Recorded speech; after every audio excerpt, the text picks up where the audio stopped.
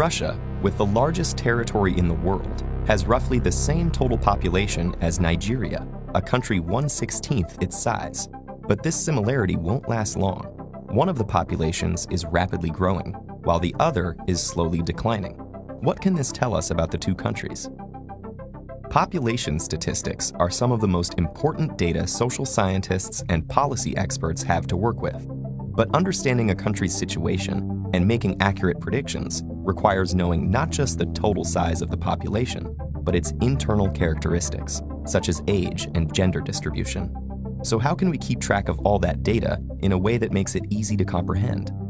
Complex data is more easily interpreted through visualization, and one of the ways that demographers represent the internal distribution of a population is the population pyramid.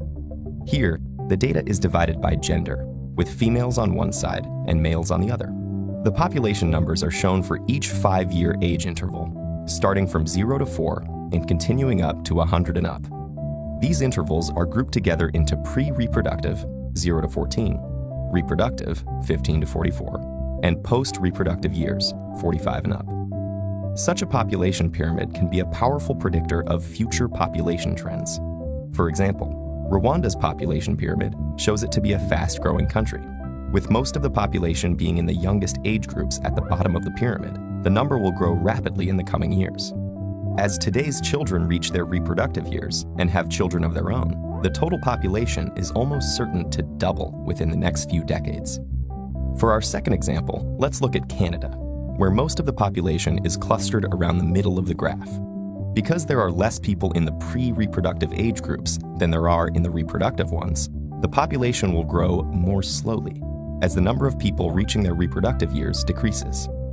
Finally, let's look at Japan. Because the majority of its population is in its post-reproductive years, and the number of people is smaller at each younger interval, this means that at current rates of reproduction, the population will begin to decline as fewer and fewer people reach reproductive age.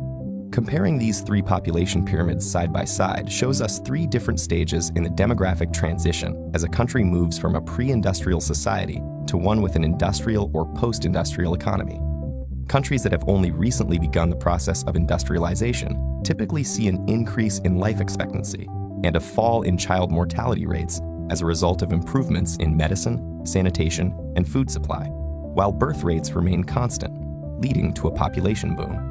Developing countries that are farther along in the industrialization process begin to see a fall in birth rates due to factors such as increased education and opportunities for women outside of childrearing, and a move from rural to urban living that makes having large families less economically advantageous.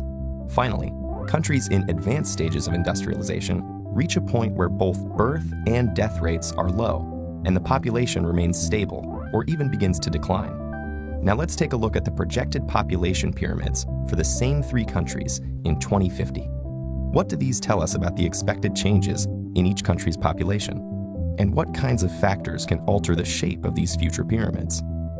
A population pyramid can be useful not only as a predictor of a country's future, but as a record of its past. Russia's population pyramid still bears the scars of World War II, which explains both the fewer numbers of elderly men compared to elderly women and the relatively sudden population increase as soldiers returned from the war and normal life resumed. China's population pyramid reflects the establishment of the one-child policy 35 years before, which prevented a population boom such as that of Rwanda, but also led to sex-selective abortions, resulting in more male children than female children. Finally, the pyramid for the United States shows the baby boom that followed World War II.